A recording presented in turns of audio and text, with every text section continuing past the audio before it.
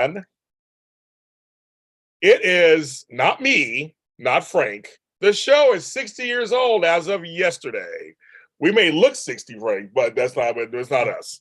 Hi, welcome to Epiphany Spotlight, beginning our 8th year of the show. Frank and I are aging rapidly, but we're happy to be here. I know, Frank, it's it, Frank. Our lives are over. Thank you, everybody, for coming on through. Yes, we're going to come on. We'll do the church announcements as always. But hello, Frank Moran. How are you today? James Lott Jr., we've made it to 60, and look at us. Yep, Frank, look at us. Look at us. I know what that means. Look at us. Yeah. Don't quite need people to feed me yet. So. But, I want to thank AfterBuzz TV. I have to, our former spot, because they believed in me to start my own show, which was GH Reports, and Frank was one of the original 4. So shout out to Frank, yes, to Lucretia Lyon, and Ladine Harvey, and everybody over at, and Roxy Straw, who said, "You want one? Catch it yourself." That's how she said it. So I did, and thanks to Craigslist for bringing us together. Casual encounters. Yes.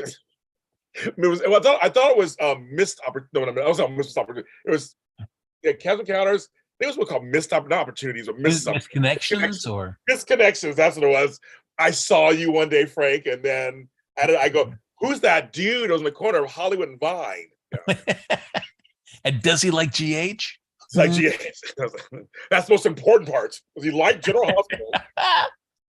So yes, we found. So I want to give a thanks shout out to them.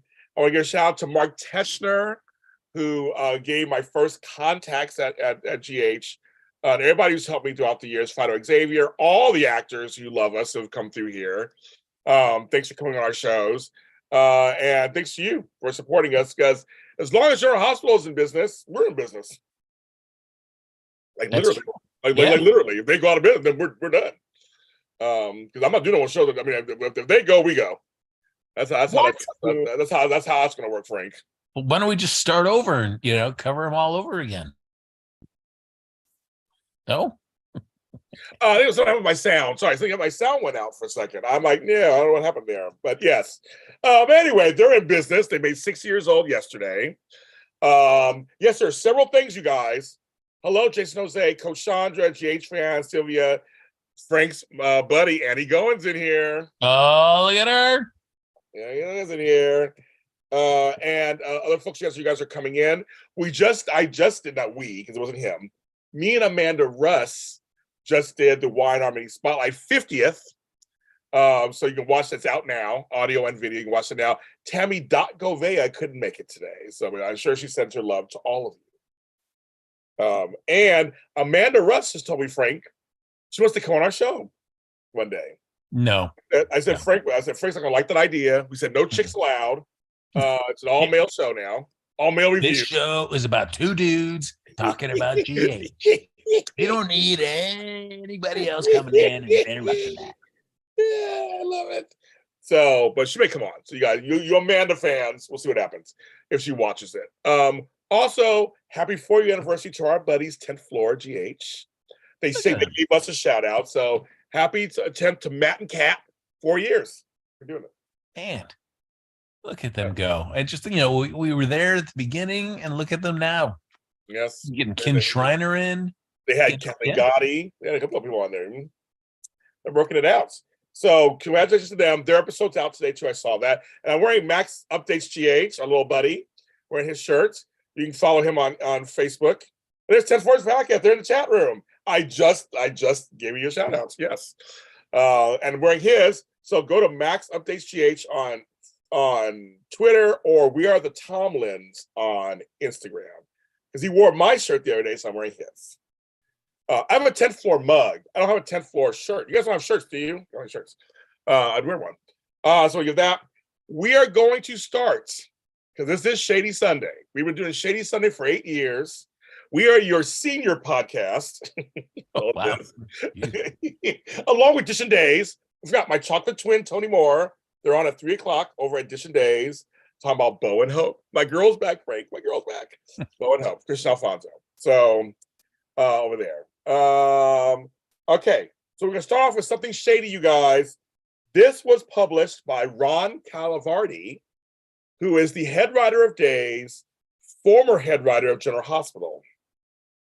He said, if you guys didn't see this, I'm going to tell you, this is to me the funniest thing on earth. I love it. I love it. I love it. And I don't think you guys mentioned it on your show, 10-4GAs, because you guys aren't shady like we are. Oh, yes. And today, I think, is it tomorrow the anniversary of Dallas? I think, isn't April 3rd? So, well, the next couple of days, it is Dallas's 45th anniversary. Also, happy anniversary to Dallas, my favorite soap opera of all time. So, somewhere the Colbys is weeping. Yes, in their drink. Yes, Frank is chilling at 10-4 station. Yes, he is. They're all falling in there. Here's your Sunday tea. So, Ron Calavardi, who saved General Hospital, by the way, I just want you guys to know this. He saved it. I can take my glasses off so I can read this. He wrote, "Happy 60th anniversary to General Hospital, a show I started watching when I was 10 years old. I grew up on the Quartermains and the Scorpios and Anna Devane and Heather Weber and Lucy Cole and countless others. And my love for these characters eventually led me to write soaps for a living. There are so many wonderful, talented people in Port Charles, and I wouldn't trade the experience for anything. Even though it ended on a sour note, and there are certain individuals who owe me an apology that I'm pretty sure I will never get.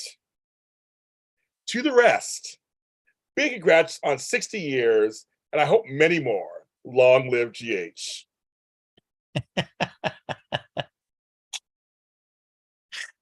Look at him. I love the shade. It got so much attention. I actually messaged him and said, I loved it. Like, good for you. Call them motherfuckers. Call them out. I mean, other than what is it, Tony Geary and Bernard?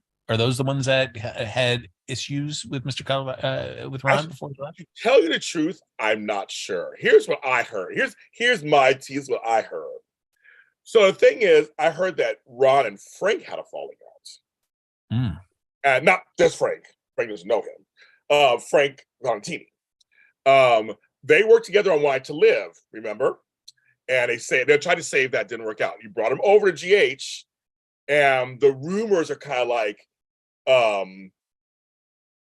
Ron does really well, and then he kind of peters out at some point. And they felt that was happening to the storylines of General Hospital. And so Frank said bye and fired him. So I believe it's towards Frank, probably some of the network people. I don't know about the actors. I'm not sure about the actors. I'm not sure if any of the actors don't like him. I don't know anything if the actors don't, but him and Frank. Well, because he was the one that was responsible for Luke's farewell story. Yes. That was lackluster. See, now I got in trouble with this Frank too. He's gonna be like, and this Frank too, get my nerves on GH Mini Spotlight. Yes. Yeah. No, he did start petering out. It started kind of like the storylines weren't exciting anymore. They were exciting at first because remember, he was part of, this is what we do here on the show. He was part of the whole bringing Why to Live characters over to GH. He brought on Todd and Star and all this stuff. And a lot of folks got mad because he killed off Star's family. There were a lot of people who was like, why did you kill off Cole and her daughter? Like, it was all this stuff. And so we've missed you too, Lori. Thank you. There's a lot. Yeah, I've heard actors want to talk about. Yeah, I don't think it was the actor. I think it was the upper echelon. But there were storylines that petered out because he couldn't. The whole Prospect Park thing, and he had to get rid of Todd and all this stuff. He got all these storylines, and then the storylines weren't exciting after a while. I mean, I have to remember they just weren't. They weren't exciting. I mean, the biggest loss out of that was John McBain because there was. Yes. I mean, certainly Michael Easton has not had any character near as entertaining in play since then. All these various other characters. Yeah, he brought on Ava Jerome. He brought on Ava Jerome, which is one of those fascinating characters on the show. True, but he also made her play her her cousin with the wig. DiMuccio. Oh yeah. I know. There were a few things he did. So yes, and they also had Sonny shoot AJ, and Sonny there was no real consequence in that. I mean, Michael just forgave him. I'm like, okay, well, great. He tried to take Avery for a minute, but then they just, whatever. Well, if he's also behind Pickle Lila, and Oh, AJ's panic attacks. Oh, two particular lowlights for that character. yeah, I agree with that too. Anyway, so that he wrote that on the anniversary. It's out there, folks. I'm looking it up. It's all out there. Hilarious. So Yes. since we are Shady Sunday, we had to start off with that. Also, Screw the Peel Magazine's 60th issue is tired. Apparently, some of our digest has a 60th issue. I haven't got it yet. They have one that's out. I got to get that one. But you're throwing shade on people's. Oh yeah, I'm tired. Oh, tired. They're the ones who said are the top 10 most whatever important events on General Hospital of all time. Peter's death is number 10. No, what? Well, hey, it was important to you though, James. Oh, everyone knows me. That was not important to me at all. Shady Sunday. Did you not want him to still? Did you want him to still be around? No, it's not one of the top 10 things of all time. I can think of 20,000 other storylines that are better than that. But weren't you excited about him being gone finally, though? James? Yes. Wouldn't you think that would be one of your top 10 moments to be excited in GH when he was finally let go? I see you trying to do there, Frank. That's very smart of you. I see what you're trying to do. Was it one of my top 10 moments, most satisfying moments of GH? Yes. I'll say it that way. It's very satisfying. But it's not my top 10 moments of all time. Understood. You can watch my episode on how I critique the Paper Magazine here on JLJ Media. I did talk about it. Did you get shady? Oh, I get total shade. I gave subtle shade. Oh. 10-4J says, people seemed directed towards Twitter fans to him. Ron's version of AJ was lackluster. I agree with that. Pickle Lila, Jane Elliott, is better than Rumpelstiltskin. You miss your Bay Peter. I forgot you like Peter, Sheree. I'm sure I forgot. Yes, you like him. But anywho. And don't forget, we never saw the body, so he's still alive somewhere. He's gonna get back. Please don't say that. Please. Get resurrected. No, please no. There you go. We'll get into the show now. Order in the court. I got a gavel now. Order in the court. On the docket today is we have several storylines. What's the 60th? Actually, let's start there first. I put out a video where it was a little short, my top 4 characters of General Hospital of all time. So I put that out. Ooh. Yeah, people were like, oh, okay. So you can watch that. But I want to know from Frank, who are some of your favorite characters over the years? They don't have to be your top 4 or top 5 or anything, but it's like, who are some of your favorite characters? I don't know. I have to admit, I think maybe it's because it's kind of when I was still kind of really getting into GH, but like Bill Eckert, the whole Bill Eckert storyline with him and then Luke coming in back. That I don't know. There's stuff about that I enjoyed. I did enjoy that side of the family. It was actually their mother's side of the family. There was something they had. What's his name? The kid cousin who was friends with Lucky. They were cousins. Mm-hmm. He was great. And of course, the Eckerts. And then of course, they still have the bakery still in Port Charles. Did you like Luke dying in Luke? Or Bill dying in Luke? Did you like that whole scene? He dies in his arms. I mean, if you're gonna do it, that's the best way to do it. Anthony Geary dying for Anthony Geary. I remember watching that episode and being like, oh man, it's happening. It's happening. I know. I know some of you guys did answer. If you answered underneath my video, I'm going to read your responses online. So if you answered, please let me know if you answered under that video, and I will read your responses. I know some of you guys liked some of my responses. But anyway, who else do you like? Tracy Quartermain. She is. That was one of mine. Yeah, she's great, and her relationship with Luke was one of the best things that they did with that character. When you think that, Luke and Laura, there's no way you could ever do anything. Right. You could never break them apart. You can never find anybody else that could be as entertaining with them. And they absolutely did with Luke and Tracy. Holy cow, that was great. What a pleasant surprise! It totally worked. Because I think they were trying to do Sky and Luke. Yeah, they were okay. They were okay. Tracy was better.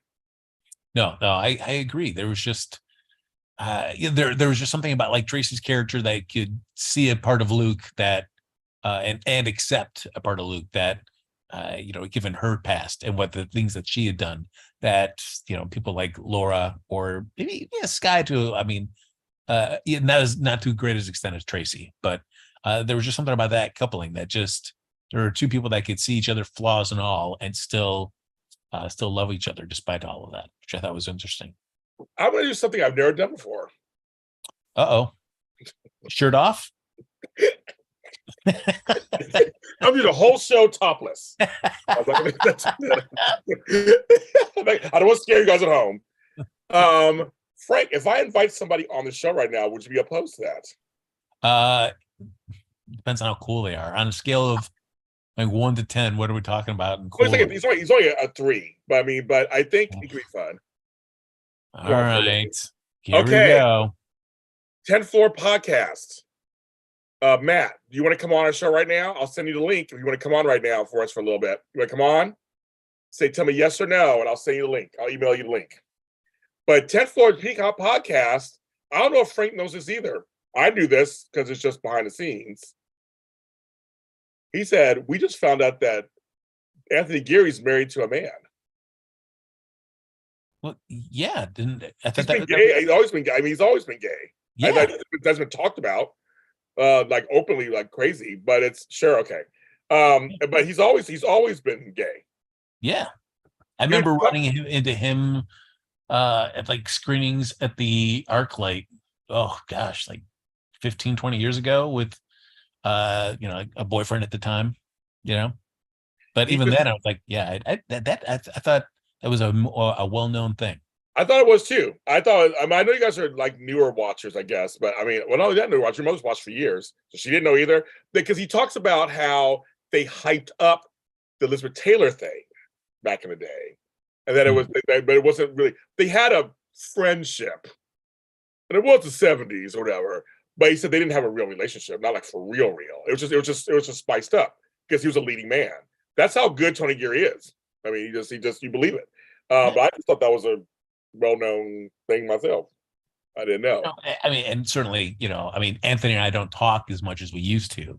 So I don't know, how long, was he closeted? Did he come out later? Or I don't know. Any of his personal journey whatsoever. But regardless, he's just a phenomenal actor. So that's the thing also is, I agree with you, Annie. I think Laura is better off from Lou. They outgrew each other. I feel like that's what I think the show did a great job. They literally outgrew each other. Laura now is her own entity. Okay, here comes Matthew Theall. I'm like, oh my God, I'm so excited. Still dudes talking soaps. Still dudes. Still dudes talking soaps. I never do this. I've never done this in the 8 years with you. I've never just done this. Like, okay, I'll just. What a great way to do this, though, James. I know. He just finished talking about General Hospital. He just did. Oh my God, man! Hey, everybody! Look at that handsome man. Oh, I know, thank you so much, James. Frank. Who is everybody? Hi. Thank you so much, Frank. You got Hey, look at you. I like the slick hairstyle you got going on today. Oh, there you go. Yes, just I'm sporting the new do too. Last week I was all overgrown and all looking homeless, and now today, and there's wall of stars behind you, Matthew. What can I say? And the General Hospital convention is coming up, and then I'll be there. And so far, the complimentary autographs that are coming my way are completely different than what I have right now. So hey, it will be growing.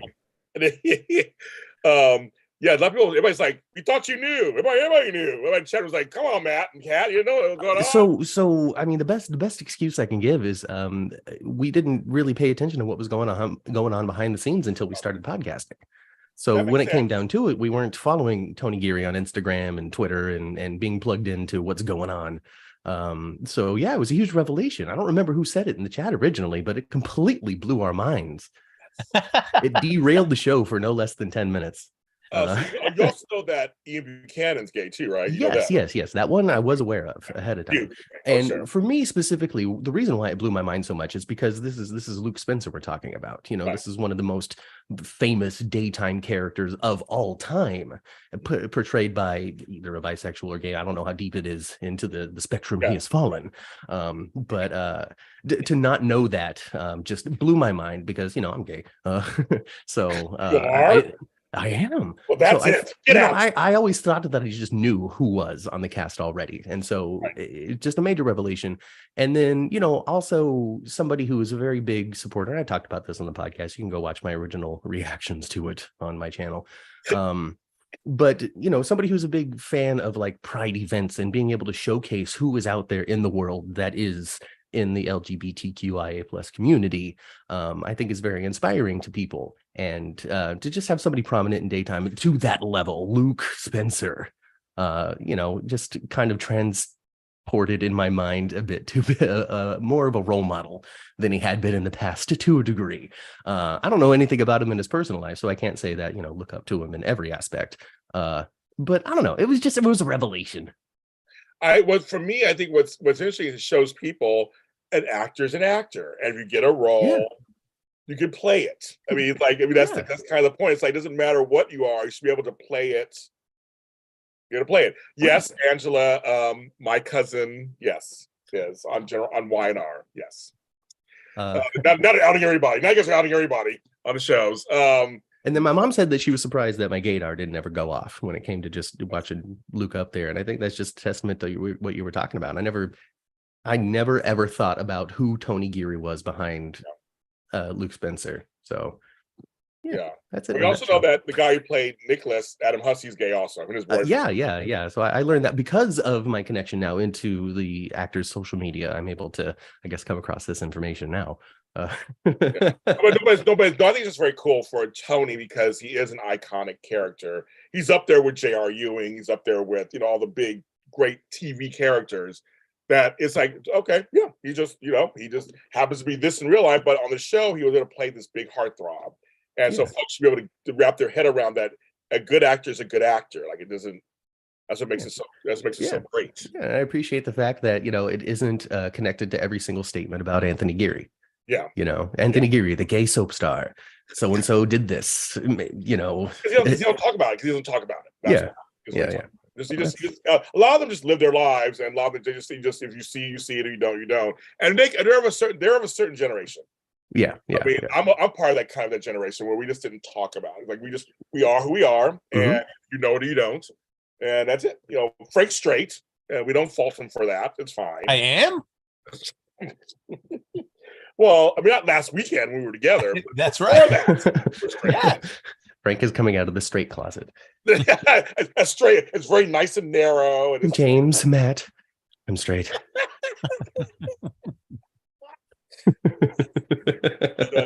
But yes, to the chat room. Yeah, I agree. I heard the head of JLJ Media is gay. He's a bitch. Oh my God, he's a total bitch. The head of JLJ Media. Ugh. I have to deal with him every day. That's crazy. So yeah, a little crazy. So okay, let's talk some General Hospital. You're here with us. Are you up for talking about it in general? You just finished talking about it for a while. You want to talk about it? Yeah, we could talk some GH, but I'll just randomly leave when I decide I'm done. Yeah, when you're done, just put Peter out. As I say, Peter. What's the matter, James? I can never hear Peter's voice without hearing his voice because of his impression of Peter. It's been so long now. I feel like I don't know if I've lost it. I need to practice it off the air again. You're fine. As long as if you don't practice it, it means he's not coming back. That's good. No, but when we need to leave, just let us know. We get but we know we're the Shady Podcast, so just get ready to say what you want to say. I'll just say all the stuff that I've always wanted to say, but yes, over here. So we're going to start. Okay, I'm trying to think. Where should we actually start? Should we start? Okay, Frank, I'll ask you. Here's your choices. Ooh, all right. Everybody goes after Esme. That storyline. Or, oh my God, Victor is a softie because he can't get it hard anymore. And he tosses his ex-girlfriend accomplice over the bridge, and now he's on to them. That storyline. Or should we begin with the beginning of the nurses' ball and your buddy George Finocchio. Which should we start with? I don't know. I mean, it's all there's two. We'll get into them, but I'm like thinking, what should we even start with? Right. The Esme storyline is so let's go right with Victor and all that storyline. I mean, at least we're getting some movement on that storyline, which I appreciate. And it's been a while since we've had a death, which is great. And what a great end to our deputy mayor just being tossed over the side of the bridge. So I did everything right. We're good, right? He's like, yeah, one more thing, bye, bitch. And that was it. I was like, that was it. She's like, and you heard the water drop. It was all, I was like, okay, yes. They did it. Thank you, sound guys. The longest scream as well. Yeah. I'd always wondered how tall that bridge was. And now I feel like I have a good sense. About 7-8 seconds. And then I heard the splash. I loved it. Go ahead, Frank. That, what I also enjoyed was Drew's really a great revelation about the deputy mayor being a dog person and just his in-depth knowledge of like how a person loves their pet. It's well groomed, there were treats, well fed, everything. Listen, this was the best dog I have ever seen, ever taken care of in my entire life. You should have been there. The kennel was worth at least $350, and it was brand new. I don't know where she got that money from. It probably came from Victor, but you needed to be there. There was no dog shit anywhere, nowhere to be found. It's like the dog learned how to pick up after itself. I had to take it home right away. I stole that dog immediately and took it straight to the Quartermain property. Thankfully, he told us that it was at the Q's, so we could where's that dog? Drew took care of it. It's all right, guys. We can rest easy. Frank, Sandra said to your thing, no, Victor's not getting any movement. Ha ha. That's very true. That's very true. I thought he's pissed. He's like really pissed. He's like getting no movement down there. And she's like, "Can I make it up to you?" She's like trying to get him. They're like, "I can't do shit, so nothing's gonna happen. What's gonna happen here? You touch me, you're gonna do nothing. I can't get hard, so what am I gonna do here?" So it's like, okay, but it's no use to me now. No use to me now, right?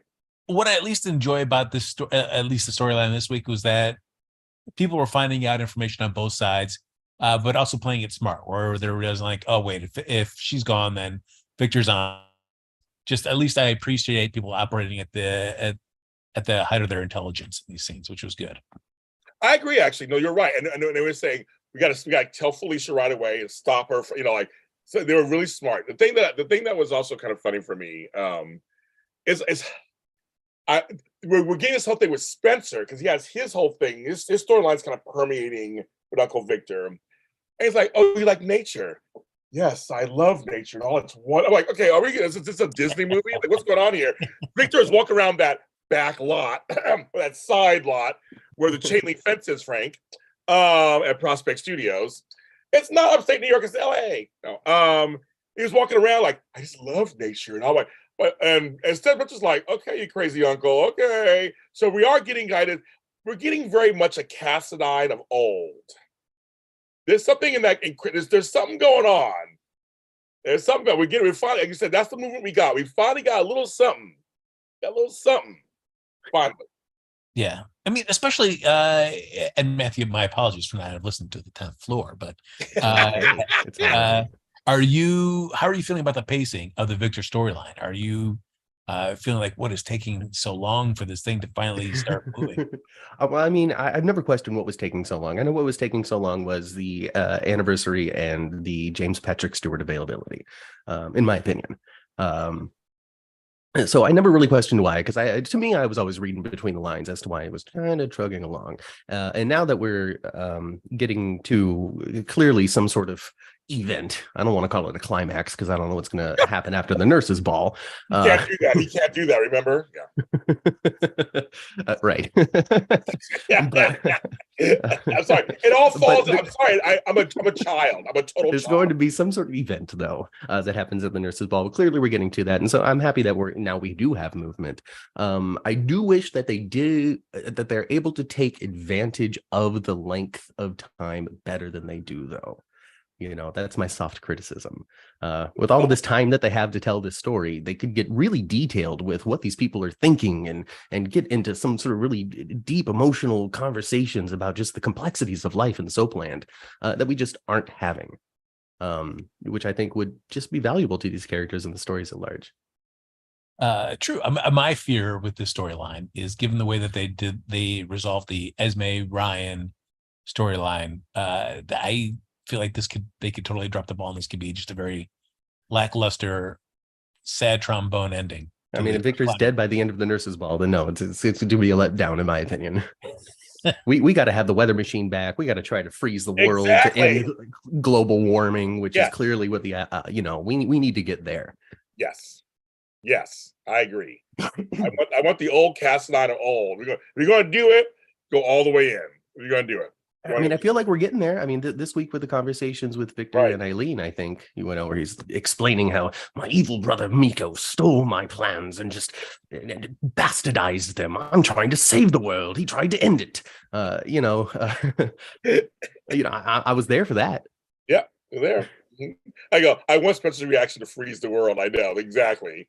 I hope our climax is satisfying.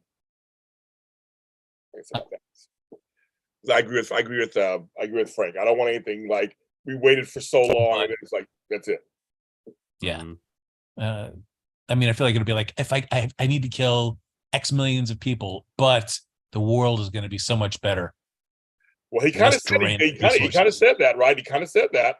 He comes off like a Bond villain to me right now. Like, these are altruistic goals. I'm benevolent. Malevolent.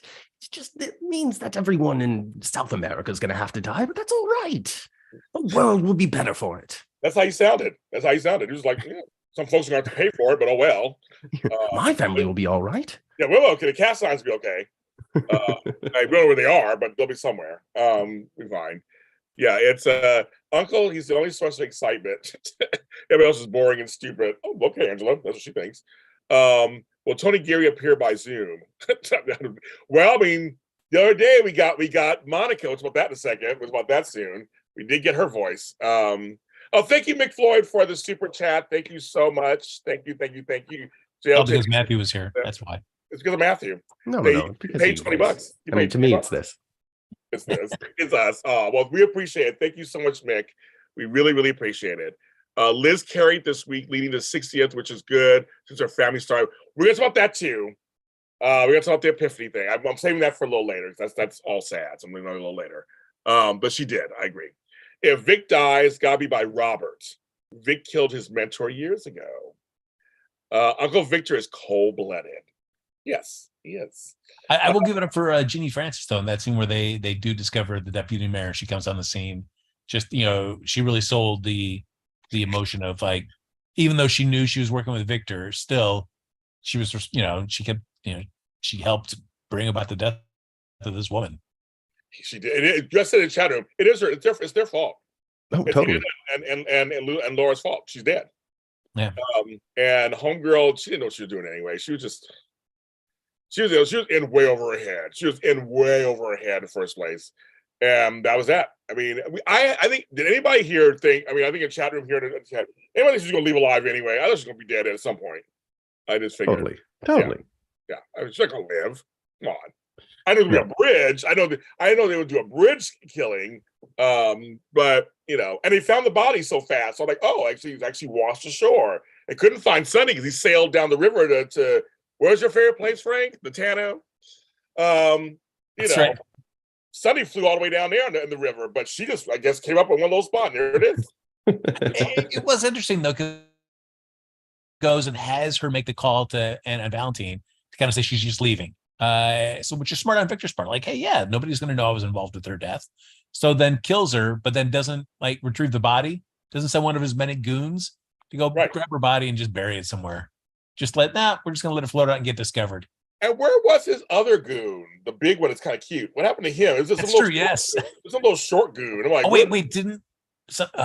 no, he wasn't killed in the catacombs. No, they tossed him over, but he got recovered. He was recovered. Yeah. But he didn't die. But I don't know where he was. At least he wasn't available. But this little short goon that was like just standing by, I'm like, oh, he's some Greek name. Like, somebody in my chat earlier said that they recognized that goon as somebody that does a lot of guest starring roles in primetime. And so their assumption was that there's going to be some sort of significant role for Victor's goon coming up.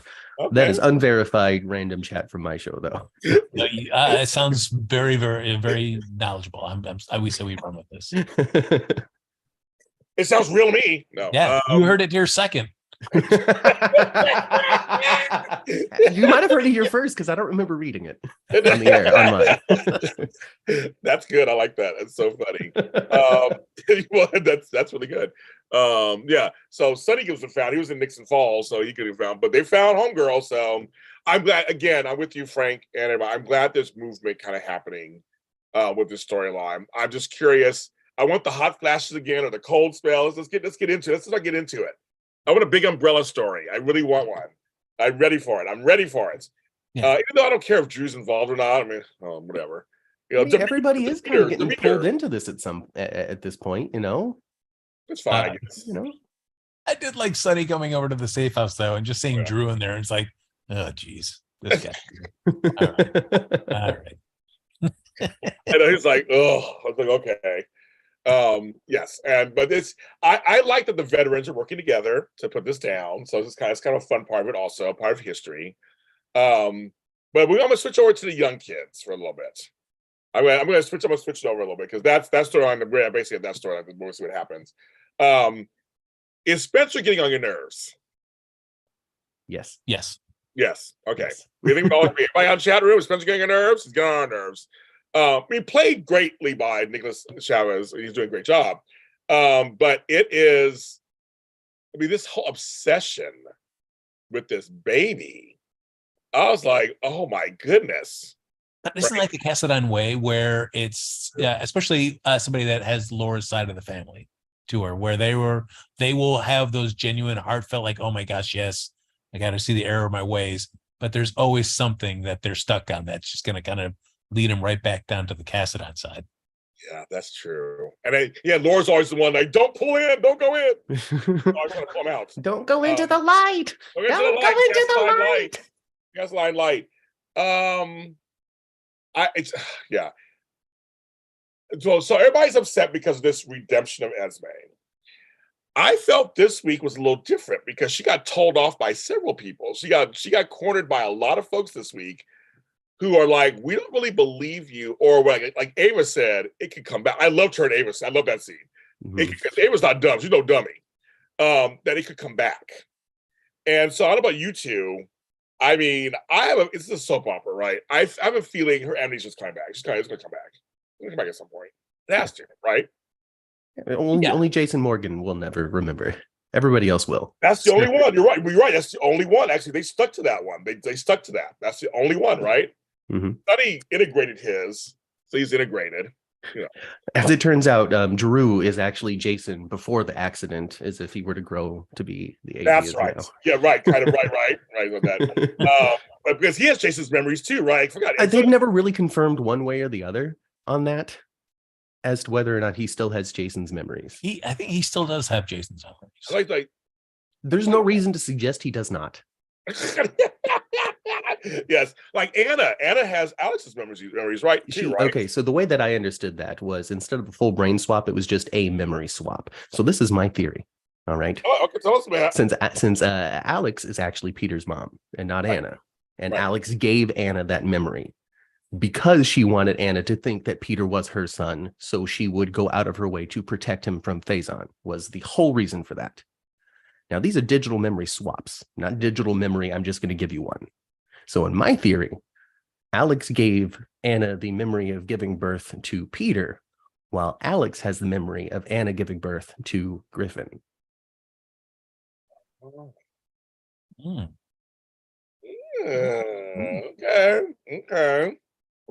Right, chat.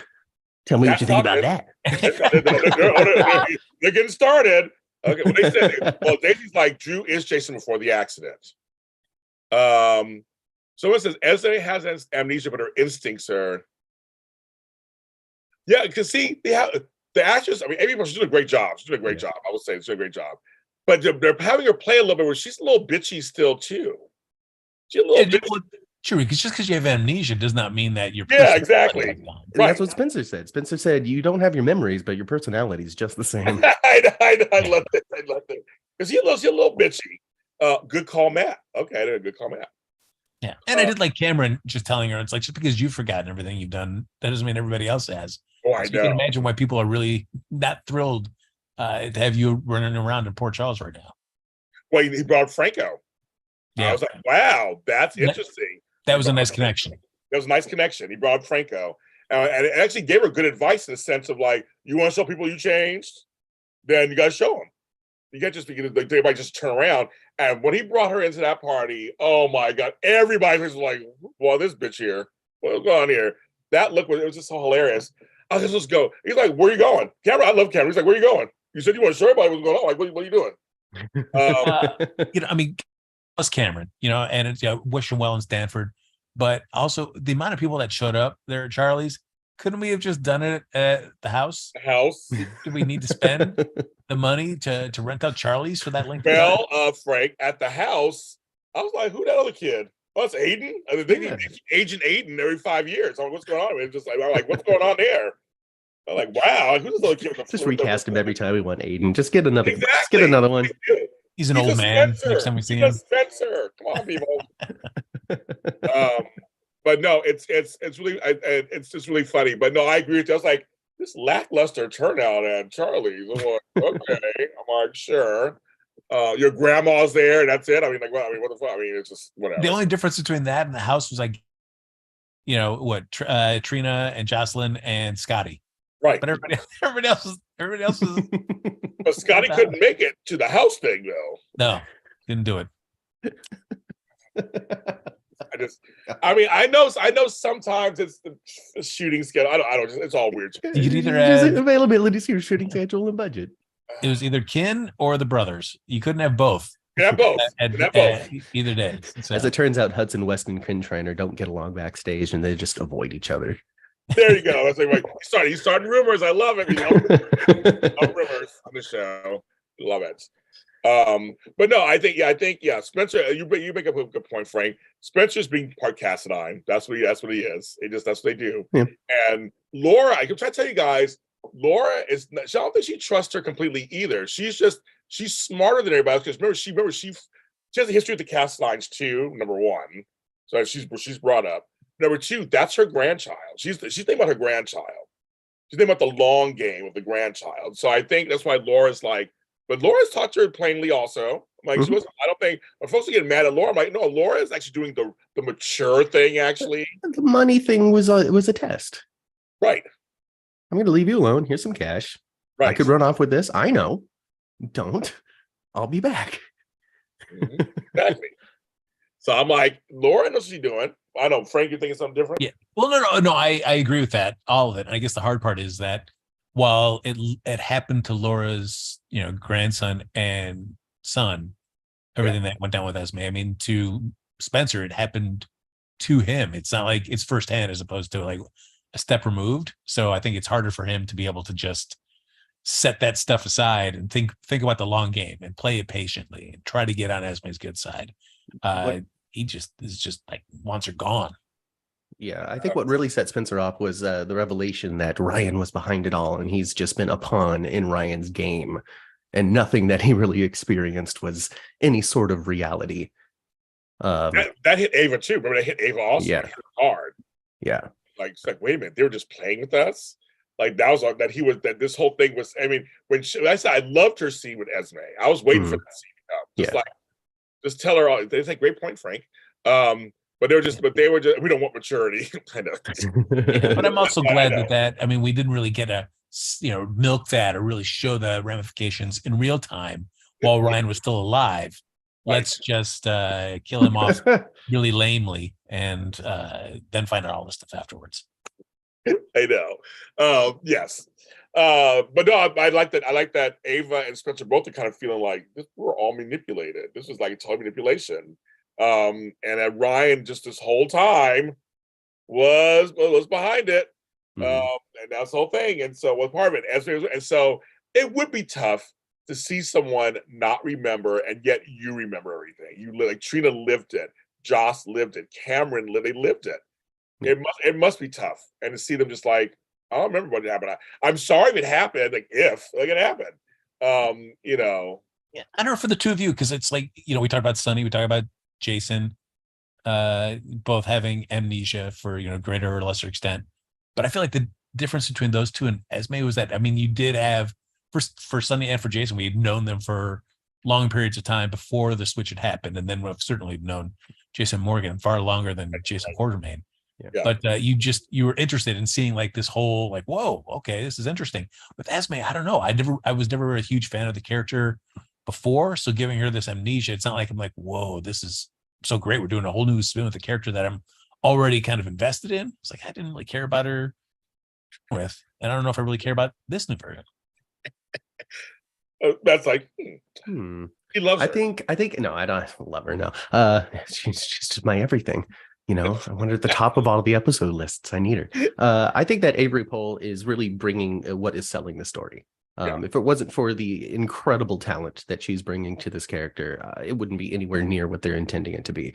I think that it started off kind of lame. You jumped off the freaking parapet and lost all of her memories. That was dumb. But beyond that, I think Avery Pohl's really carrying this. And when it comes to like overall, what does this mean? I don't think it's necessarily about our investment in Esme's journey, but our investment in the journey that Esme is causing the other characters. Yeah. And I agree with you, Mike Thomas. Spencer yelling at Esme is counterproductive. I think the whole point. I think we said earlier in the chat room, Spencer's being Spencer. He's a Spencer's being Spencer. And I think some of this, direct conversation and hate that Esme is receiving is essential if they really are trying to truly redeem her. She really needs to hear this stuff and rise above it in order to be accepted as a good person in the audience's eyes. Because the crimes that she has committed have been so unforgivable by the audience, in my opinion, for crazy reasons. I don't understand why we can forgive everybody else on the show but Esme. But I don't know about that. But I think it's necessary. It's necessary to go through this, even if Spencer apparently, folks, Kevin's gonna start acting weird. Kevin? What? Don't know what that means. I saw this coming up where Kevin's gonna be acting weird. So I don't know what that means, folks. Frank, your buddy, John Lindstrom, I don't know what that means. I have a theory. There's a theory. I have a theory too, but I'm not sure. But I just want to ask Frank first, because Frank was he's a big supporter of John J. York and John and all of them, all the Johns. So Frank, what do you think when I tell you that? What are you thinking? Well, for one, and that gives John Lindstrom more screen time is always welcome. Yes. And so for me, it always just depend on as long as you're not writing him off. I'm willing to take the ride and see what happens. Okay, very good. What is your theory? 10th Floor podcast. Ryan lives not physically, but within the mind of Kevin.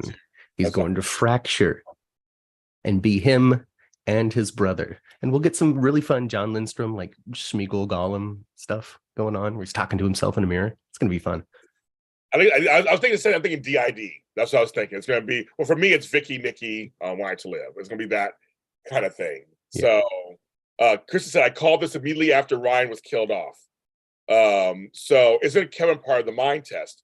I can't remember. Was Kevin and Ryan part of it too? I think they're patients 1 and 2, honestly. I think they're patients 1 and 2. Anna and Alex are 3 and 4. And then Jason and Drew are 5 and 6. So every set of twins on General Hospital has been through some sort of memory transfer. Well, that's a storyline that Frank and I were behind back in the day. We talked about. We were told if they had followed through with that, we were into it. We were totally into it. Like we wish they had. I loved that storyline. Yeah. Really. Let's go in our rewind machines and go back to Franco and the stupid brain machine and sacrificing himself in front of Cameron. Like that pulled my heartstrings, this sci-fi fantasy baloney that we see in front of us on General Hospital. But he was Franco was just like, I'm gonna be back. He knew he wasn't. He's like, this is it. I'm dead. I'm gonna be Drew now. My God. Frank and I were championing that. We wanted that storyline to happen. We did. They didn't really fall through. They didn't. I remember we used to talk about it. They didn't follow through. They dropped it. They dropped the ball. I mean, and if they want to do this with John Lindstrom, I'm all for it. I mean, hey, sure, but I just want them to be able to have screen time, enough screen time. I don't want it to be just like, oh, we just check in every so often. And plus, I mean, seeing Mac and Kevin together just in the Metro Court just reminds you just like how great the two of them are and that long friendship they have. And I just would hope that Mac would be a big part of the storyline and not just somebody that comes in once in a while. Dave Flower says Victor activated Kevin. Ooh. That could be interesting because he said he's not to Laura, but he said, remember, he threatened Laura because he couldn't get hard anymore. He thought Laura had something to do with it. And Laura just smiled like, and Laura doesn't know what he's talking about. Laura just like, somebody's going to get you. I mean, like, it's just like, she didn't deny nothing or, she didn't confirm or deny anything. So he was like, I'm going to get you, Laura, so to speak. I'm going to get you. Since I can't get hard, nobody will. And so, I mean, maybe he did activate Kevin. I know, Matt. This is our crazy show over here. Our crazy show over here at JLJ Media. Yes. We're not 10-4GH. Sorry. I haven't quite heard that theory. Yeah, I mean, remember, he threatened Laura. So I'm thinking, sure has. He sure has. You know. Oh my gosh. Well, yeah, I'm totally with Frank on this. If we can get more John Lindstrom on the TV, we're good. I hadn't been sold on John because I'm a relatively newer fan, didn't really watch Port Charles, had been really disconnected from Kevin Collins. I've known he was a character. I recognized the face, I knew the name, but I had no idea what he did on the show. And so for the last couple of years, I've just gotten like psychobabble Kevin, who hasn't been very interesting. And so I'm like, all right, whatever. And then Ryan comes into play, and I'm like, oh, this is the character. Get rid of Kevin. I don't care about that guy. This is Ryan. Ryan's where it's at. Then Ryan died, and we got to the aftermath with Kevin and Felicia and just the heartbreak over the death of his brother. And I was just like, oh, that's where it is. Yes. That's why he's still on the show. Okay. So if we're getting more of that, I'm completely on board. That's what it is. We know because we've watched the show for a long time. Yeah. I think they play down Kevin's role a lot of times on purpose to counter Ryan. That's the whole point, right? Mm-hmm. But like they did with Adam and Stuart Chandler on All My Children. Stuart was a nice guy, kind of the out of there, little whatever, and Adam was over the top. So I think they do it on purpose. I cared equally for both of those characters, though. I did a whole show on it. I watched it after. That's my favorite characters. But I think that's the point. They always make Kevin kind of milquetoast a little bit. He's a nice guy. He loves Laura. Yeah. Blah, blah, blah. Great, solid relationship. Yes, exactly. And Kevin is Esme's uncle. There's that too. There's something there. Remember that talk he had with her at Esme too. He talked to her. It's just like, this is a crazy little family. And that's why I love when Cameron was like, and Franco, your half brother. Like, everybody in that family is nuts, aren't they? Well, Stephen Lars, her other half brother, is in prison. Franco's dead. Stephen Lars. Franco's dead. So that's on the Heather side. Her cousin Kevin's mom's fault. Sorry, go ahead. Kevin's mom's fault. All Kevin's mom's fault. Did it. She was evil. He was evil. And then on the Ryan side, yes, Kevin. So I mean, so there's nothing over there, but yeah, it's very interesting. Let's see. Do you remember who gave? And then Miss Wu, Selena. I guess she was giving the poison to homeboy to Victor. So, and Sonny is so mean to her. I'm like, Sonny, I hope she isn't fucking with you because you deserve it. Because you're so rude. She's always giving you her allegiance, and you're so rude to her at every exchange. Yeah, I trust her way too much. What? Because you see him like when Milo comes back this week. I mean, certainly he can be just really caring about people in his orbit, people that have worked with him, have worked for him. But boy, Selena Wu, there's just something no matter what. Like he's just always just so rude. Gonna bite him in the ass real soon. I hope so. And side note, folks, Maurice Bernard was on The View. He flew by himself. He's afraid of flying, which I understand that story. I am afraid of flying myself too. But he did it for the first time by himself without his wife. And he made it to The View at Tamron Hall show. And he did both shows. And I watched them. They're really good. He did a really great job. And talked about mental health in the show. And so because Y&R has been doing all this PR everywhere, Entertainment Tonight, all this stuff. GH is like, we'll throw Finola Hughes on Good Morning America over here. Maurice Bernard. They haven't done nothing for General Hospital. I haven't really seen nothing.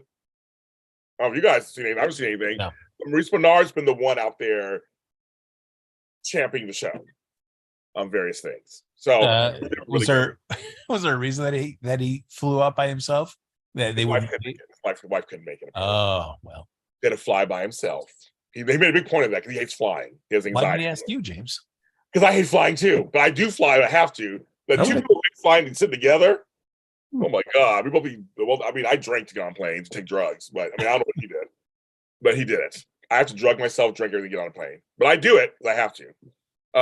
Because you hate flying too. I understand. I hate it. We're all gonna die. No. Nah, it's gonna be all right. Well, he made it clearly. Well, and so have you. Every time you've been on a plane, you're gonna be okay too. I've had some real doozies, you guys. But you still made it. I still made it, and my brain tries to tell me I want to get hypnotized. Oh, so I have it taken away. That's what there's I want. a doctor in Port Charles that specializes in that. Exactly. They can see that. I was waiting for you guys to tie it back together. Yes, it's Kevin. You know what? He can be like Dr. Andre Maddox, and he can memory swap me too. Well, can you take these memories out, please? I don't want them anymore. I just want to stand in the same room as him. Yeah, he's hot. My buddy Anthony Montgomery. My buddy. Okay, so yeah, Laura and Josh have done a few well, here's my thing. Everybody has to correct me. Here's the deal, folks. They have not done as much as Weinar. They haven't. I just haven't done Weinar's. Maybe they don't need to. You know, they do need to. It just tells me that they're not. The ABC is not as invested in General Hospital as Weinar, as CBS is Weinar. That's all it tells me. We're gonna do Shady Sunday. That's the thing. So you never on a plane before, Annie? I mean, it's the fastest way to fly. You know. Well, yeah. Yes. I don't know. You guys can talk about it in there. Oh yes, and also I guess I'll bring it up right now. But the Sprina billboard in Times Square wasn't ABC, you guys. It was Sprina Nation. They paid for it. It was not ABC, Disney. It was not. It was Sprina Nation. It was their money. So again, that's not ABC supporting the couple. That was private fans who paid for that paid for that whole scroll in Times Square. So let's be correct about that also. That's crazy. I don't know, boy. The fan didn't want to do it. They did it. I mean, they did it. They want to do it. It's so weird because like I'm so 50-50 on it. Like half of me wants to criticize it heavily, and half of me wants to be like, you go, people. They just love the thing that you love. It's wild. Well, see, to me, it brings back the old thing of fans doing things for shows. And if it brings more attention to if it brings more attention to the show, people go, oh, there's a young couple, and oh, he's kind of cute or she's cute. I'm hoping that means they'll come tune in, maybe. Yeah. Maybe they'll tune in. So I feel like if it helps the show in any way, then these are positive fans. Obviously, I was there for the banner. I was there for all the stuff. To me, it's just like if it's positive for the show, then it'd be great. You know, it'd be great. I mean, to me, I have no people because I guess I'm not on Twitter that much anymore, but there are folks who are screaming at each other like they ain't spending their money and they're doing all. I was like, who cares? Like, if they want to do it, it's jealousy. It's jealousy. I wouldn't be able to afford to contribute to something like that. You know? So so it's basically, I don't know if it's just like oh, look at those different class of fans who can like spend the money on the Patreons and the private Zooms and the special dinners and all that kind of stuff that I can't do. So screw those people. I hate them. Exactly. So I mean, I know some folks aren't Sprina fans. That's fine. You don't have to be a Sprina fan, but I just think for me, when I look at the Taraya fans on YNR, what they're doing. The Sprina fans, the Vanna fans, like if it's a positive thing that will actually bring viewers to the show, then I'm for it. Just stop fighting each other. They're all like, everybody stop. We all just get along. Just, kumbaya. Who's got a guitar? Yeah, they don't. Nobody, we all can't get along. Nobody can get along. Yes, ABC has a lot of. That's what I'm saying, Sheree. ABC has a lot of hours of entertainment that they didn't devote to. Isn't 50th bigger than 60th though? 50th is a major milestone. Yes, the person who turned 50 like 4 years ago. Yes, it's a big milestone. But 60th, it's the longest running scripted show on television. That's the biggest thing. You think about it that way. It's the longest running scripted television show on television on all the channels. That should mean something. So if you want to argue with me about this, I'm winning because that's the point. It is the longest running TV show on television. Shit.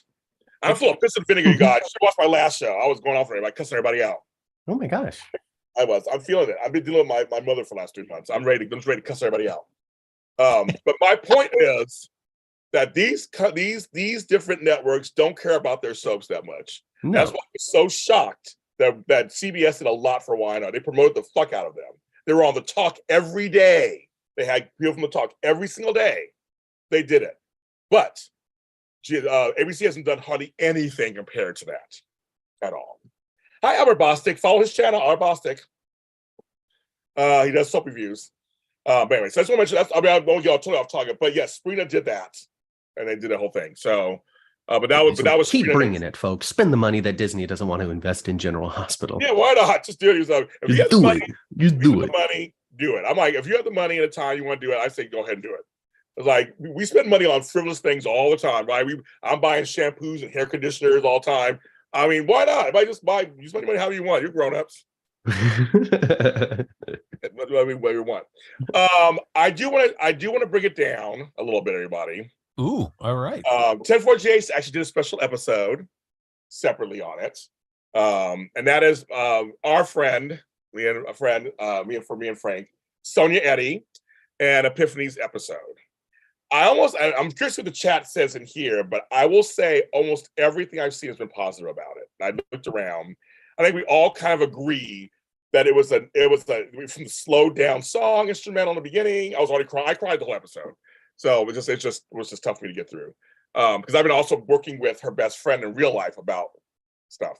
So shout out to Tyler Ford. But it was, to me, putting Elizabeth front and center.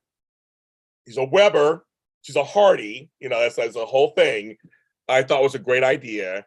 Yvette Nicole Brown did a great cameo as the woman that made Epiphany a hero. I thought they making her a hero.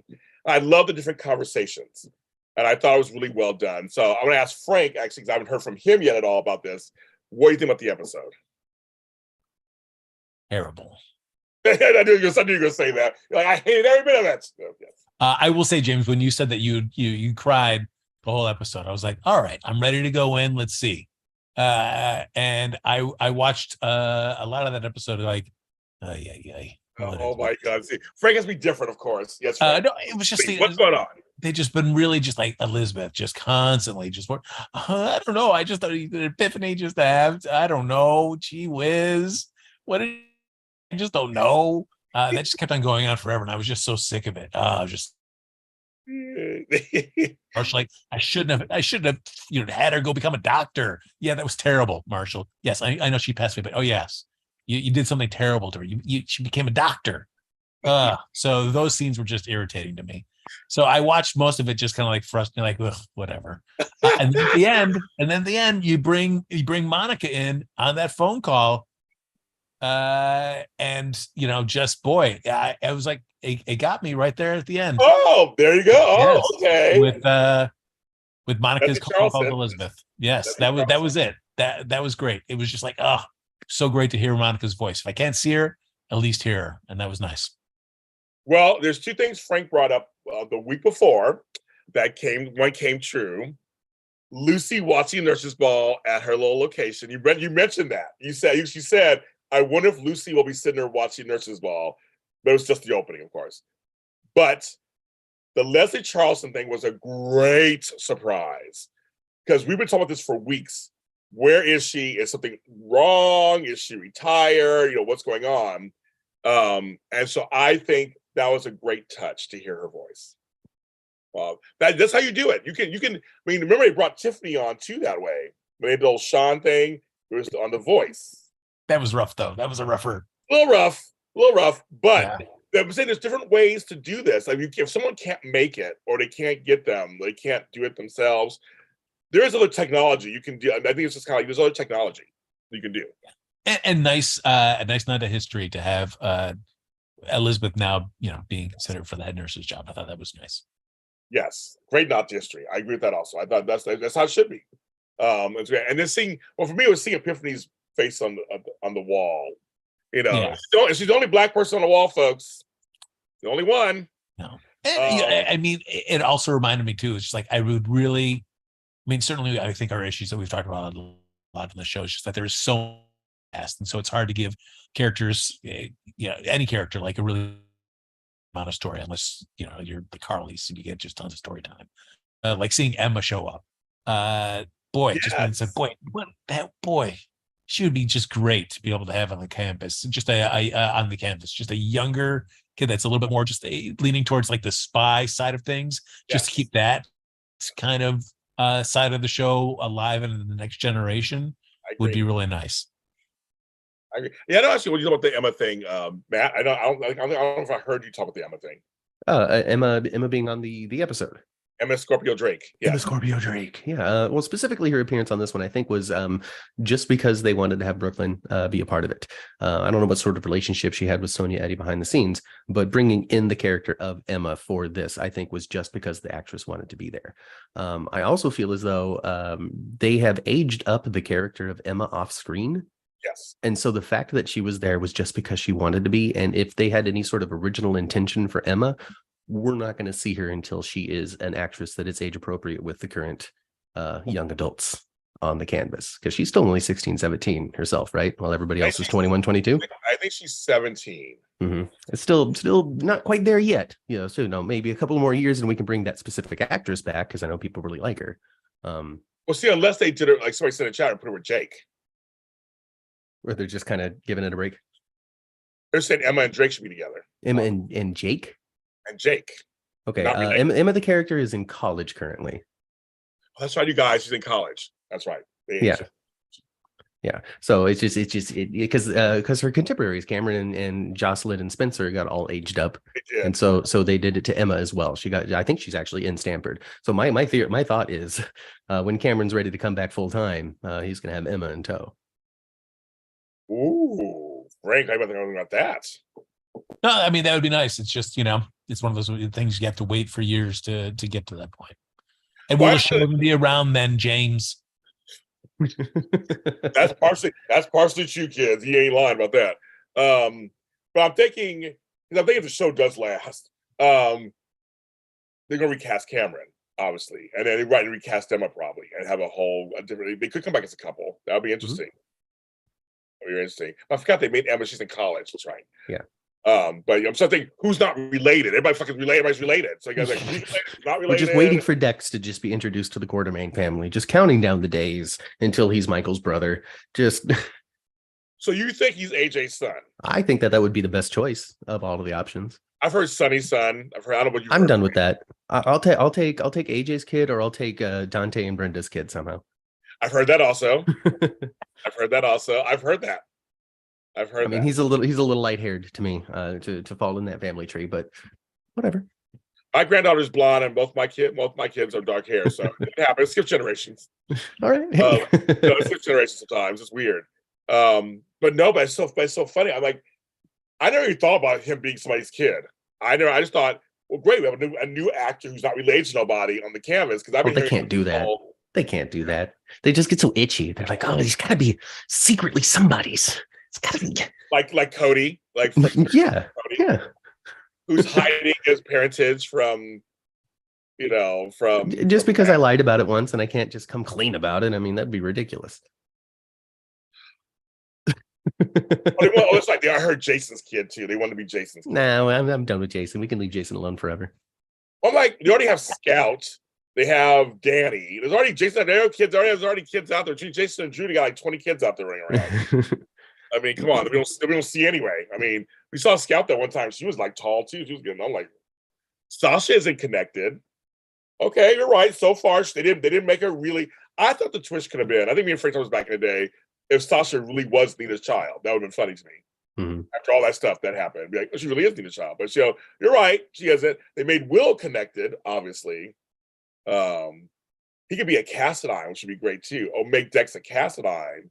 Ooh, okay. I don't know whose kid. That would make any sense. Just another Cassadine kid. I don't know.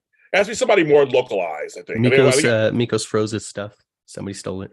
That would be surprised. Hello, that's how Homegirl's here. Charlotte. Remember, Charlotte was Lulu didn't have sex with Valentine. No. Valentine did. What was that movie, The Swath or something? It just kind of. He stole it because remember Stavros had it.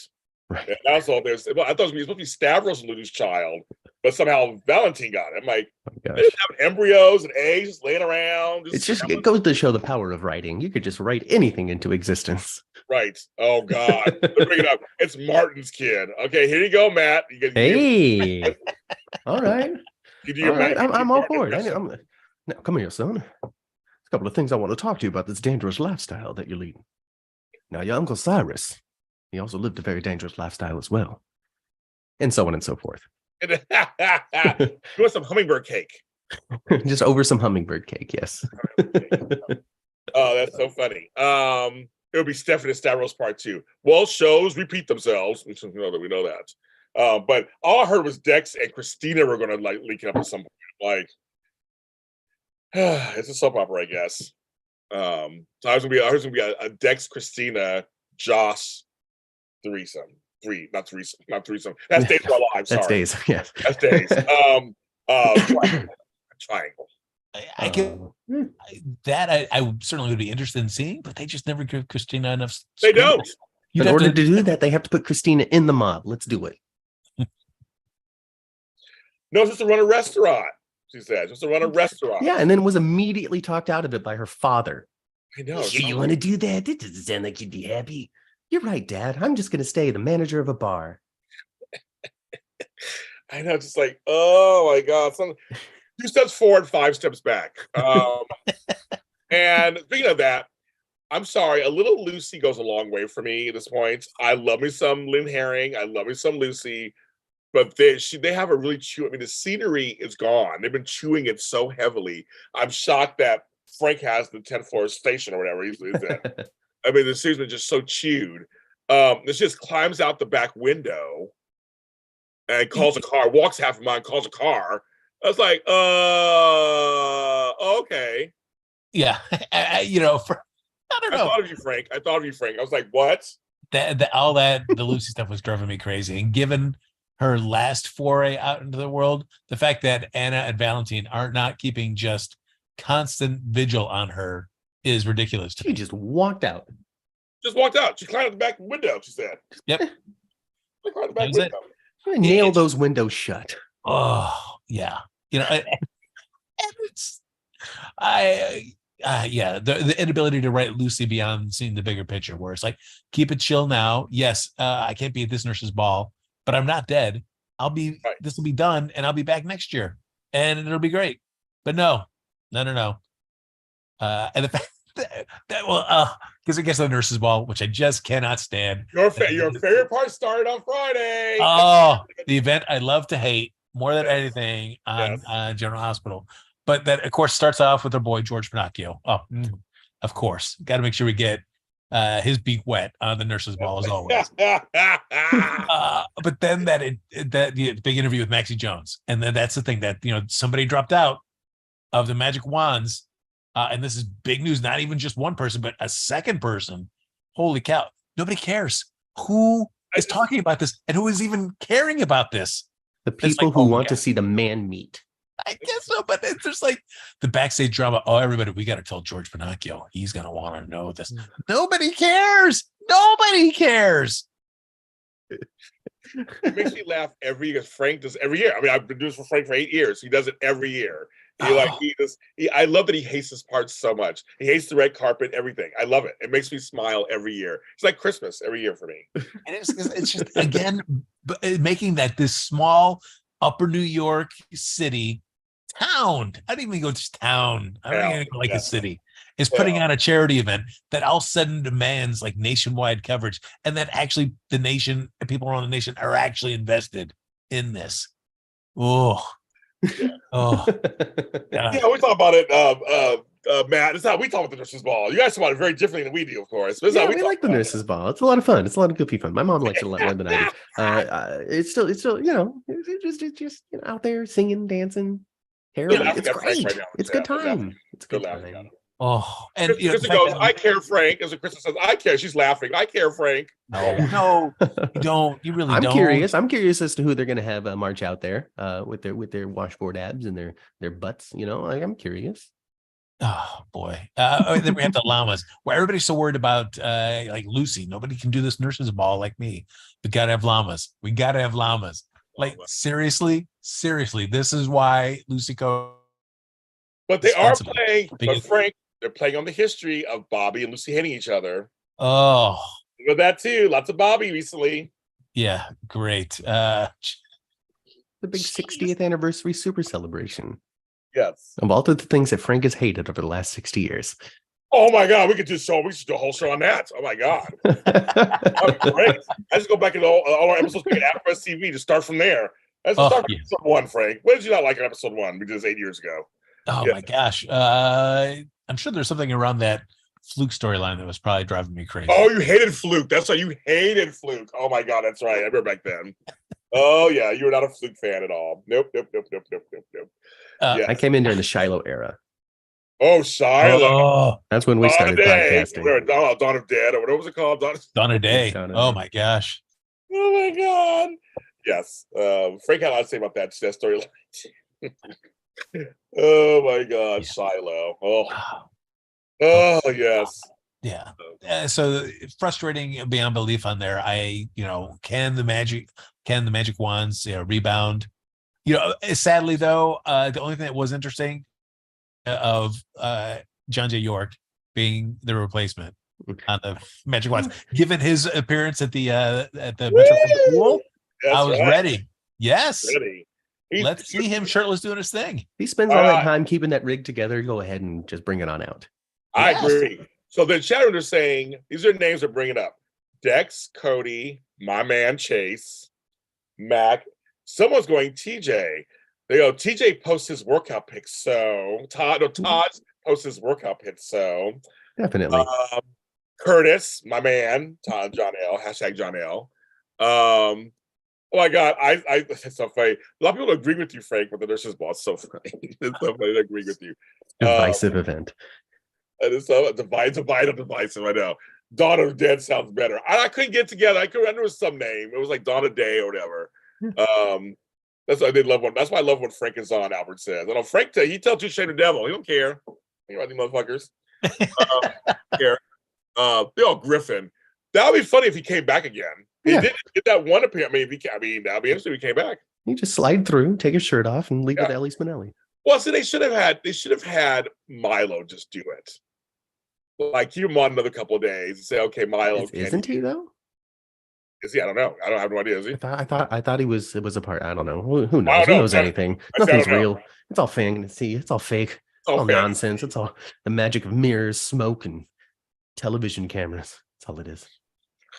And now, also, you have to mention, somebody mentioned in the chat room, I'm liking the Marshall Trina friendship that's growing, the kind of grandparent granddaughter friendship. But someone asked in the chat room, do we like this Marshall Spencer thing? Like, is Marshall's being a grandfather and Spencer is like you say, he understands them. Do we think they could have something that could work? Somebody's got to be able to get through to Spencer. Yeah, and I'm actually I'm down with that. I mean, it's a shame because there's stuff about having Marshall on the canvas that I really like, and I just wish that the storyline that brought him in was just terrible, terrible. Just forget it. We'll just forget it. We'll take Robert Gossett and the wisdom, the jazzy wisdom that he brings to every scene, and we'll just lean on that. I'm totally for experienced, wise mentor, full of advice, and I'm totally there for it. And I was also totally sold too on the Epiphany episode too, where he felt an element of blame, because it is true. If he didn't encourage her to be a doctor, then she wouldn't have found herself in the circumstance that she passed away from. When it comes to specifically like when my granny passed away, I mean there was definitely a time in which I was like, if I just had done this, then this wouldn't have happened and this wouldn't have happened, and maybe the result would have been different. So I guess it was fairly accessible to me how he was feeling. So I was a little more on board with it. Yeah, me too. It's one thing to it's like if I hadn't said, could you go to the store and grab me a loaf of bread? Right. But it's like, could you, if I, could you go be a doctor and just help people? Like that's also, it's like you asked her to do a great thing and she was able to say, why are you feeling guilt about that? But I agree with everybody in the chat room. Where is Aunt Stella? She's Bob just she's a globetrotter. Abishola. She's on Bob Hart's Abishola. I get that. But however, I mean, I think she's a big missing part of this whole thing, of all of it. The whole Portia, everything. I mean, it's a missing part of all this. And this whole Portia storyline obviously is dead in the water at the moment. So she's back to being a doctor and whatever. I guess we'll get back to it. So again, pacing. I guess we'll get back to it at some point. Mm-hmm. It's just tough to see what variation they're going to do with Curtis, because we've seen how he was with Jordan. Oh yeah, he's like, he should do this, and this secret is so much bigger than what Jordan's was that it's hard to see like how you could justify putting them back together. Right. Whether the paternity of Trina might play a part of that, but it's just, I mean, Curtis is so rigid in how he feels about people that have lied to him. I mean, he's just like, he's staying somewhere else, just like he did with Jordan. And it's like, for Curtis, it's always like, he never really wants to try. It's just like, it's already over. He's already iced them out. That's what he did with Jordan. And he seems to be on the same path with Portia. So he just needs to date somebody he hasn't known for 20 years. I think it might be the move. Thank you. You know? Yes, Victoria, I'm with you. I'm over his high. I love me some Curtis, but I'm over his high horse also. I'm just kind of like, it's a little much now. So how dare you lie to me as I don't tell you I've got an illegal poker game happening outside my club. Right. It's like, okay, kids. I keep going for Curtis and Selena. I want them to do it, so I'm waiting for them to do it. She caresses his bald head, and then they go from there. And they just lean off of the camera. We fade away. Yes, that's it exactly. You won't show it. Curtis and Nina, no, they're friends. I don't see chemistry between them. No, Nina's another one. Nina's getting on my nerves. She's getting on my nerves. That character's getting on my nerves too. I'm like, oh my God, Nina. And her and Carney had to set aside the differences for a second to help I mean, I wish Willow would either die or something happened. I'm so over this storyline. I'm sorry, you guys. I wish I cared. I just don't give a shit. I wish I cared. I really do. I want to be invested. I want to care. I don't care if Nina has 20 children out there in the world. I don't care anymore. I don't care for Willow. I don't care for Carly and them sniping each other. I don't care. I don't care for Michael. I mean, this whole storyline, I'm just like, I want to care. I want to. I just can't. And now Nina's having problems with Sonny. And you knew who he was before this. I'm just was it real before this? Yeah, I don't know. I feel like for some reason, like with Willow, they're constantly, how can we make the storyline a little worse? Oh, well, we could have, her own child not be her own mother, being a donor. What can we do to make it a little bit worse? Oh, we do find a donor, but they're on blood thinners or blood coagulants. We just keep dragging this out. I know, but no, now Lisa's ready. I'm ready now. Yeah. I'm like, okay. Yeah, and it's going to happen immediately after the nurse's ball, which means something's going to happen at the nurse's ball that prevents Willow from being able to get this procedure. Oh my God, you're probably right. Oh, I think that's right, Frank. What I did like though about Liesl though was Diane coming up to her and giving her one that she wasn't going to go to Epiphany's memorial because she hates hypocrites, and so it's like she hated when people did that for Brit. She was, it's like I applaud that for Liesl. It's like, yeah, I'm not going to do that, right? But sure, I will set off a bunch of fireworks. I'll be happy to do that for you. Whatever that part was a little weird, but other than that part was a little weird. That's fine. But but the whole Willow storyline, I'm not invested. I'm just not. And Nina's so unlikable right now that it's like I don't even care. I just do not even care. Yeah, because I don't know. I mean, like, say everything goes well and Willow gets healthy again. I really don't know like what story is laying ahead for them. I mean, I'm sure they'll figure out something, but I don't know what is more interesting. What has more story potential? Her dying or her living? Her dying, probably. It's her alive, boring as fuck. Equal, like, come on, like nothing's gonna happen either way. It's like, so she survives. Okay, well, is she giving a little inch to Nina because cosmetics? Because she helped her look good or whatever. I mean, like, it's funny. GH does this. They'll bring on characters with a big bang, and then we'll do some horrible things to them, which make us not care for them. They did it with Valentine. They did it with Nicholas. Finally, Valentine, we love Valentine now, but it's like after they stretched it out, I mean, they had to get us there. The same, we actually invested in Nicholas and Ava. They had to get us there. It was like, this is another one of those. It's like, they haven't got me there yet with Nina and Willow. They've not Nina, Willow and Liesel, yes. I kind of like them together. That was interesting. Yeah. But I'm not feeling any part of this, of her. And great makeup, great no makeup, make it look sickly. Okay, great. You did that. Other than that, I like, because Michael to me is still not likable either. There's like some people in the storyline who are not likable. It's like Michael's is a dick also, so I don't care for him. I was like, either be a Quartermain or a Corinthos. Fucking pick a side, just pick it. You know, and let's go from there. I'm both and neither. We have both and neither. Exactly. It's like, make him pick a side. You hate Sonny. We said this last week. You hate Sonny so much. Change your name to Quartermain and really just go after him. Like, just go out. Me and Frank said it last week. Just go out there. This kind of. I mean, I guess we're waiting to see the full fallout, but if it's like Carly's, like her, you know, keeping Willow and Nina's, genetic connection a secret, didn't really have any big fallout. So, but I'll be curious to see if Michael's revelation that he's trying to bring down Sonny and has hired Dex to have any fallout with. Oh, I mean, certainly Jocelyn was like, "Oh, all right, well, I guess I can't be with you right now, Dex, but you guys do it. You do what you need to do." We're just waiting for the Pikeman deal for Joss to get shot. Oh, yeah. Yeah. I can see that. Yeah. She shows up, something goes down, there's a big firefight, maybe the federal agents show up, whatever, I don't know, but Jocelyn's there because she needs to just make sure Dex is going to be okay, and then catches a bullet, and everybody's like, oh no, Jocelyn, why? And then there's your next level of drama, I guess. I don't know how that includes Willow, but there's your next level of drama. Well, it could be Will gets mad at Michael for going too far, maybe. Causes a rift. I don't know. But remember, Nina also has information on Carly and Drew.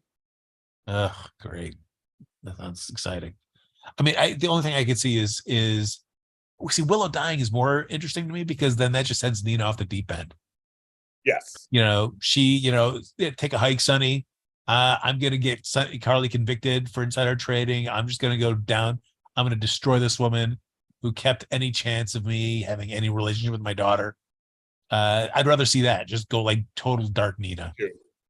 And Homegirl, she played Annie on Guiding Light. She was crazy. She was good on that show. So she can play crazy. I'm down for that too. I lost both my daughters now. I don't have that. Oh yeah, let's go to town. Oh, let's go to town. I go after your grandchildren. I want my grandchildren. I just go after town. Just go after town. Yeah. Oh, Daisy Flowers says maybe it's Nina gets shot, not Joss. See, here's the thing about the internet and stuff, and the internet and stuff is you can't really just go for the soap ride anymore. You can't just watch and get invested and get swept up in what's happening, because as soon as you go on the internet, somebody's telling you, oh well, in Soap Opera Digest they said that on April 27th so and so is going to be asking Cyrus for advice on a problem, and it's just like, oh okay, well there's that just level of mystery that now doesn't exist in the next 3 weeks of my show, because I know, oh, Cyrus is coming back to one degree. I mean, this is a fake example. I don't know if Cyrus is coming back, but and you got me excited for nothing, Matthew. I'm so sorry. I know, we love Cyrus. Me too. I love him so much. That's why he's the example I used, because that's what I would love to read. Is Cyrus is coming back. Because it would be so cool, and I just need him to be on the opposite side. I need him to join Laura's army and fight off Victor, and I just don't know why we're not doing that.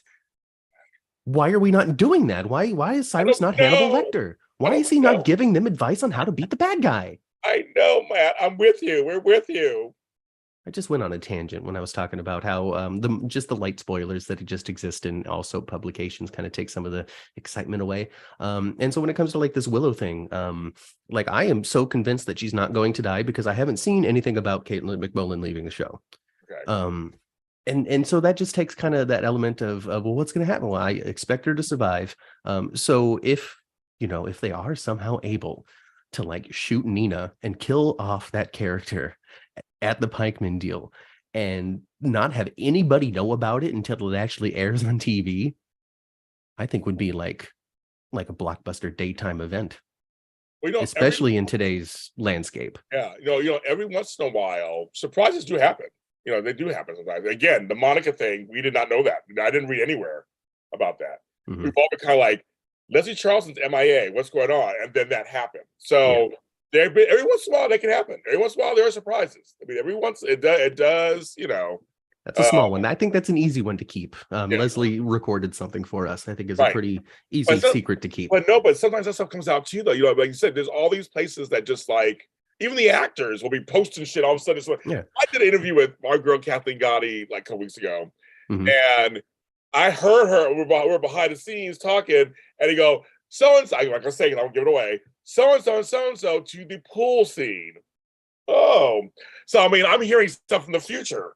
Yeah. Luckily, we weren't on air. I mean, so as I would say, this is kind of like there's also they give away stuff too sometimes when they post pictures and who's that in the background? Like so and so. They get in trouble. So I'm just saying it's one of those things that's James, you think the pool's coming back? Is that what you're saying, James? I'm so excited for the pool. I did not. The pool set. I guess it's coming back. I love that 4-foot deep pool. I love it. I love it because of the costumes. I'm gonna say it. I enjoy just seeing. I want to watch it on the daytime. I like it. I like seeing it. Curtis proposing to Portia in that pool. Oh, a low point. Oh. And that pool where they when people try to pretend it's a deep pool. You just gotta suspend the disbelief, Frank. Oh, they got a shoestring budget. You're lucky they were able to fill that thing. Mick Floyd brought up they killed Franco. Nobody knew, and Twitter went crazy. That's true. We didn't know if we were gonna kill Franco. That's because Roger Howarth wasn't leaving the show. If Roger Howarth was leaving the show, then we would have known about it 3 months ahead of time. You know. I'm with you. No, Matt, I'm with you. I mean, people give away everything.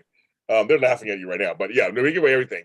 But I'm just saying that. But it's funny that you're right. There's a couple things every once in a while on funny soaps, a secret does happen. You go, oh, didn't know that. Every once in a while, it does happen. It's hard enough to believe a soap character is dead to begin with, I guess you too. Kate got shot. Olivia got shot. Reese is dead. Lily's dead. Carly got shot. Where you go? Okay, but Carly's alive. Carly's alive. So is Olivia. Michael's been shot in the head. He's alive. But yeah, are you really in love with Sonny unless you've been, shot? Yeah. No. It's just Nina's up for a shot. Nina's up for a shot. It's so funny. Oh, I see what they're talking about. Yes. They're just lining them up. She's lucky it's not a car bomb because recently Sonny was like, I lost my wife in a car bomb. I lost my son in a car bomb. You're going to be in a car bomb next, Nina. I just know it in my heart. Well, here's the thing. We go that direction. Michael's women usually die also. Sasha is so lucky. So far. Sasha's lucky. But let's have Sean. I don't mind Sasha and Cody. Don't mind them. They do that. But we gotta get Brooklyn and Chase either put them together for good or shoot me in the head. One of the two. Shoot me in the head if you want to continue this crazy, stupid storyline, or finally put them together. I just can't see how anybody in the writer's room or the producer are going like, yeah, guys, we need to keep drawing the story out longer. It's good. Even on Cheers, Sarah and Diane got together. I mean, like at some point they got together. Like they didn't do this forever. Like, come on, folks. I don't know. If you don't know what Cheers is, then whatever. I would be curious to know what goes on in the writer room sometimes, though. Like Frank, I think that's an interesting thought that I want to climb into. Is just to be on the wall, fly on the wall, because from my point of view, my at least from where I'm coming from, nobody who's working on General Hospital is brand new to making soap operas. So it's not like they don't know what they're doing. There's just something. Either it is just extreme laziness. Why bother? They don't care. Or the network is just like, you can make them pregnant and that's it. So I wonder what is the dam, what is blocking what soaps used to be from being what they are today. Right. I mean, everything's out. I mean, he knows everything at this point. But he still those longing looks and all something like, it's like, I'm just like, it's just, yeah, I'm curious too. What it, yeah, it just, yeah, I'm like, curious. what is in the way? Right. They're not strangers to soaps. The same people who made the soaps that you love are still making soap operas. Right. What is the difference? The Right. network, the audience, the budget, all three? I don't know. I don't either. Frank, do you have any answers? Yeah, I whether this is, you know, they're dragging their heels because this is going to somehow tie into other storylines that they, you know, need to be able to tie into. But it's been going on for so long. I don't know what storylines they could be tying into. That would be justifies prolonging this to get to that like point. not tied into anything, really. Like Brooklyn and Chase currently are off on their own land. Yeah. That's it. They're just their own little isolated story with Link and those two. And that's really it. Right. And we haven't even seen like the idea of like we're gonna have like Blaze, and I was like, oh well, at least maybe you have Blaze and Chase getting close. Right. But I mean, Blaze is just somebody we see every so often for a hot second, just to remind us that Link's a creep, and that, you know, I can't leave, even though Link's a creep, but I can't leave him because I signed this terrible contract. So at least give us that where Chase and Blaze are getting closer, maybe. But I don't know. Is Josh Swickerdoff making too many Christmas cowboy movies? That's right. I watch them too. I don't care. I watch them. They're big hits. Him and his wife write them, and they make them. I watch them. They're competent. They produce movies and make babies. That's what they do. That's what they do. They're competent. Benson and Stabler have been dragged out for 20 years. Oh no! How are they supposed to be together, though? I mean, I think that's the whole point. Stabler wasn't even on the show for 20 years. Yeah, He's not dragged out. He wasn't even on the freaking show. They didn't even talk about him. Yes. So I think I'm sorry. I'm coming at you. I apologize. I don't know who said that. I apologize. I like it. Getting that's what happens. Come on this show. That's what happens. Getting a little salty. I love it. Yeah, I mean, I was like, they didn't drag it. It's not like every other episode Benson was like, oh, you know who I miss? Elliot. Elliot would know what to say to me right now to make everything better. You know what? Child? I don't remember her kid's name right now. Me either. You know what, little boy? Elliot Stabler would have been a great father for you. Yes. There's nobody more stable. Oh, no. We're Stabler. See, that's the point. If she were talking about him for 20 years, there's a story. Now he's back on his own show. They cross over, but they immediately killed his wife so they can make this happen. So yeah. So I kind of get what you're saying on some level, Marlon. I kind of get what you're saying, but yes, but this show is just like a full year of them longingly looking at each other. Longingly, they even put them together and took them apart so they can still continue to longingly look at each other. No, it makes no sense. So I'm with you. I'm with Frank and Matt, and I would love to be in the writers' room and just go, okay, how are we making these decisions? Yeah. How are we making them? You know, what's going on? And you know, and then and also this, you bring on Jackie, you bring on Mark, you bring on all these people. Jackie Thompson's gone now. Kim Delaney's gone. We don't know where she is. She's gone. And you're giving homeboy some mysterious illness. Oh, we got to keep Gregory though. Hooray. I guess he's hot. I like him, but I'm just like, I don't know about him and Alexis too. I'm like, I was hoping for a lesbian storyline with Alexis and Harmony. That's what I was hoping for. Instead they decided to just kill off Harmony. Exactly. So that didn't happen. Yeah, then just kill her. Just kill her. They did. They killed her. It's a bike car.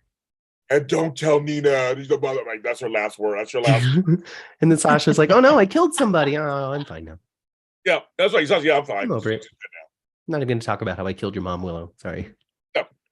But we're gonna Brooklyn and have this painful conversation with Sasha about Chase. That meant nothing. Oh, that was painful. Even Sasha was like, "Girl, I don't want your man." She was like, well, she didn't say that, but that's what she kind of wanted to say. I'll do my own dialogue. She's like, "Girl, I don't want your man. He is all yours. So don't be looking over this direction. We're friends. Everything's fine." See, like that's the thing that when like in the writers' room, they're like, "Well, we can't really push this forward yet. How can we fill the time though?" Well, let's have Sasha and Brooklyn have a conversation. But it's like, I feel like even the writers are like, yeah, it really is. There is no reason for this conversation to happen. So we'll just even write Sasha going, what are you talking about? Why are we even doing this? She did. Sasha was like, what? She's like, what the? Yeah.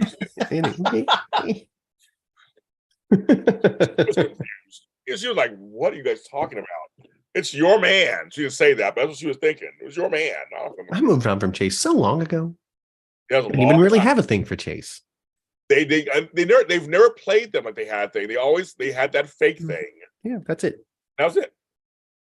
She was in love with Brando. Brando was her man. Oh That's man, who she really loved Brando. She did. She was into Man. Brando. That's what it was. Since the hook was, wound up being so dry, it's just a waste of a death. Oh, dry. That's the word you're using. Frank and I have used stronger words than that about well, Matt's all, it was a little dry. Well, it was dry, all right. Ooh, it was a lot of things. Yeah, Frank, you remember that storyline. How well you loved it. Yeah, it was so frustrating. You just don't need to stretch things out like that. And it's just a key example of knowing where you're going when you start the car. That's the main thing. Know where you're going when you start the car. Yeah. But it's also, I don't know why they think that drawing this out for Brooklyn and Chase is good. It's not doing either of these characters any justice. No, I agree. And the whole Quartermain, they're not doing any justice to any of them. It's just, I mean, the Quartermains are still gold. It's like I love seeing. Actually, one time I actually like Michael is when Michael and Brooklyn are talking like cousins, or when Drew and when they're all together as Quartermains. I love it. Because the whole thing is you keep dragging out Chase getting back on the PCPD. Yes. And it would be fine if what was happening with him currently was interesting. Yes. And it really set up the stakes. Like, whoa. I mean, is he still going to risk going back to the PCPD with the whole music and Link thing?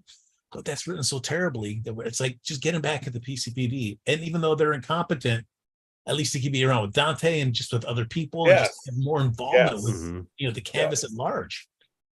Yes. And yes. The whole threatening thing that's holding him back from being a cop was whether or not Brooklyn wrote a letter, not Chase has been doing private investigations under the PCPD's nose the whole time and can't be caught, otherwise he can't be reinstated. Like that's the story. Like he should have been investigating hardcore Link this whole time, but he hasn't. Exactly. I must give a shout out, changing notes for 1 second. But, please. To the old man of the Metro Court. Oh my God, that's so funny. Yes. Because at first, I even watching that episode, I was like, the guy made his bones for the day. That was great. Good for him. I was thinking, who is this? Whose uncle is this that wanted to be a part of the 60th anniversary? What producer, costumer, writer, agent did they decide to put in front of the screen for the 60th anniversary? Yes, because he was selling it with the slow, the terrible walking with the cane. It was like, well, everything about it was just great. And then we get the reveal at the end, like, oh no, I'm really in Victor's pocket. I did a lap to tell Victor who was here. I loved it. I was like, why that could have been me? I'm upset. I could have done that role, but it's fine. But yes, it was good. He did. I thought the guy got his screen time, got his lines in. So, man with cane, you got your screen time on. You got your IMDb on General Hospital. Yeah. And I always knew Lucy was going to be the downfall of Victor, of Anna and Valentine's stakeout cabin. So, but given all of Lucy's irritating scenes, I still don't think you can just give her the one kind of humanistic grounded scene with her and Maxine. Like that's just like oh, you're right, Lucy. How can we be mad at you? Even in the grounded thing, it was still so selfish. Yes. It was the only time people saw me as legitimate. Yes. I know. Well, folks, we got to end the show. We went on too long. We're just getting started, James. I wish I could sit all day long. I have to caretake for my mother, so I have to obviously end this episode. I think we talked about it. We think we milked it dry. So I think you guys were on for 2 hours. I think that's enough time. It's enough time. We can talk more about how Victor can't get it hard or anything, but I think we're done. We didn't even talk about Felix and Brad reuniting. Felix's mustache. We got to talk about Felix's mustache. Yes. It's so everything was so lackluster that's why I didn't even mention it. I know chat mentioned it kind of a while back. I'm like, because he's going to be here for his Mercer's Ball, and that's it. Him and Brad are going to get together. They're not going to put him together, and Brad is just asexual on the show. I found Milo's despair to be more believable than Felix's, honestly, in that episode. I know. And when he goes, oh, that's Epiphany's ex-boyfriend, and Mark's like, oh, okay. He's like, okay. He's like, oh, he expecting. He goes, how's he know? Who's he? That's her ex-boyfriend. He's like, oh, okay. Yes. There's certain things I didn't mention on purpose. You didn't mention. Oh, and I will give one last shout out. And that is the scene of Robert and Diane actually first steps into kind of working together as they break into Victor's hotel room. That was cute too. Again, I feel like they're gonna drag this on forever too. Like, I'm scared. I would just know that neither character gets enough screen time as it is. Exactly. And we love them both, and they're friends in real life, and they're on Studio Seated with me. I was Amazon Prime. We're up for an award next week. For 13 awards next week for the ISAs. I hope you win. I hope I win. You specifically. I hope they're like James Lott Jr. winner. Well, no, I'm up for best ensemble, so I hope I do win another one. I want to. Yeah, I want them to say the ensemble led by James Lott Jr. James Lott Jr. You really should be the one giving the speech, James. Really? Well, it may happen. Who knows when we get up there? It'll be me and Sean Kanan. One of us two. No, Sean, it's you, just you. Yes, yeah. I can stand in the back. Yeah. Well, that's gonna be on April 12th at the Colony Theater in Burbank, which I don't even know where that is. I gotta find it. I don't know where that is. I've never been there. You been there, Frank? No, I don't get to go to like hoity-toity big celebrity events like you, James. No, we're not invited to those things. Oh my God, Carly! Thank you so much for the $25. Thank you so much. We appreciate that for the super chat. Thank you so. That's why we can't stop talking, James. No, trust me. I'd rather stay here than go back to my mother's house. Sorry, I love you, Mom, but I'd rather be here. Trust me. Caretaking is not easy. Caregiving is not easy. I'd rather be here. But thanks to Carly and for that, we totally appreciate that. And everybody who gave to us today, thank you so much. Happy Easter. Many of you guys are celebrating it. We will not be here next Sunday because it'll be Easter. Happy Passover to those who celebrate that. Happy Palm Sunday today if you celebrate that, of course. I should get that out to everybody. And a shout out to George Blackman, who turned 50 this last week. It's a milestone. We love George. He's a fan of the show and a Lottie. So 50 years old, that's a big milestone. My birthday's in a month, folks. Get ready. I'll be 54. I don't know how that happened. I don't know what 54 means. I don't know what that means. I just turned the age, I guess. I don't know. It means whatever you want it to mean, James. Thank you. Okay, I'll tell you whatever it means. I still know what that means, but I'm having another birthday, so that's coming soon. Got some time to decide. I have some time to decide. I don't know what it means at all. Let's thank Matthew Theall, of course, from 10th Floor Podcast, celebrating 4 years of doing the show. He came on. Hello to Miss Cat. We love Cat. Also, give a shout out to her. So thanks, Matt, for being on the show. Tell them where they can find your podcast. Oh, you can find us on YouTube, youtube.com/10th Floor Podcast. You can find us on Twitter at 10th Floor GH. Those are the two main ways to really interact with the show. Come on down, do that. You can also find us on all your audio platforms as well. And if you can't find it, reach out to me on Twitter and I'll point you in the right direction. Because at this point, you're definitely doing something wrong and it's not me. Because it's everywhere. I've worked diligently to put it on every single podcasting platform I could possibly find. So at this point, it is your fault. Just let me know and I'll point you in the right direction. Or he'll actually come over and just chat with you personally about General Hospital. If you want to fly me out, I'll do it. Fly me on out. Yeah. Talk to you for a while. That's right. Oh my God. And you also do a Star Trek Picard after show with my other friend Matt. Yes. Captain Matt. The Matt. The Mats. The Mats. You do that also. When does that come out? Yeah, we try to put that out on Saturdays. It's as schedule allows. That one's a little more loosey-goosey when it comes to the time frame. But we do try to stay at least current, put it up before the newer episode comes out. So for example, episode 7 came out. We got that up on Saturday. When episode 8 comes out, it'll probably be out sometime before episode 9 drops. That's deck 10, you guys. Everybody's thanking Matt for coming in. So yes. Oh, well, thank you for having me. This was totally random and unprepared. See, exactly. We love that. That's me and Frank every week, randomly and unprepared. That's right. There you go. And you guys are slightly more prepared than I am. I'm going to try to do a morning show this week, you guys. Again, as you know, I'm caregiving my mother, and I'm having a hard time getting help. So I did one last week. You check that out. It was so much fun. I love you guys. I missed my morning show very much, JLJ, this morning. I'm going to try to do a couple this week. So just stay tuned, JLJ Media, for that. Also, Frank and I do the Mandalorian After Show on Wednesdays live at 7 p.m. Pacific Standard Time. John Dunphy, him, and myself. And this week, our girl Kim McAndrew's coming back talk about episode 6 of The Mandalorian season 3. I'm trying to catch up, Frank, on all of them, so I can actually talk this time. So I catch up on all of them. We'll see, Frank.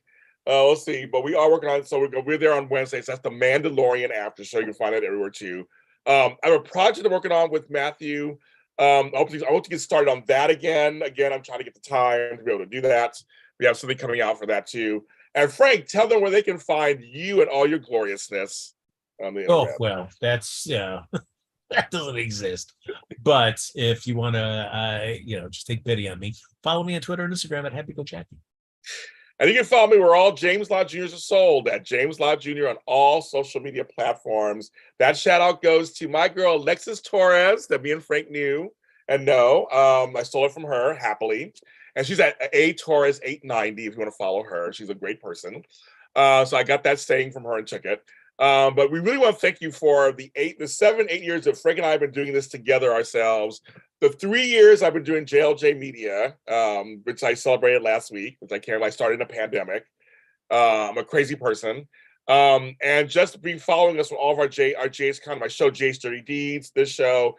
You guys have followed us from AfterBuzz TV to here, and so we appreciate that. So we totally appreciate that.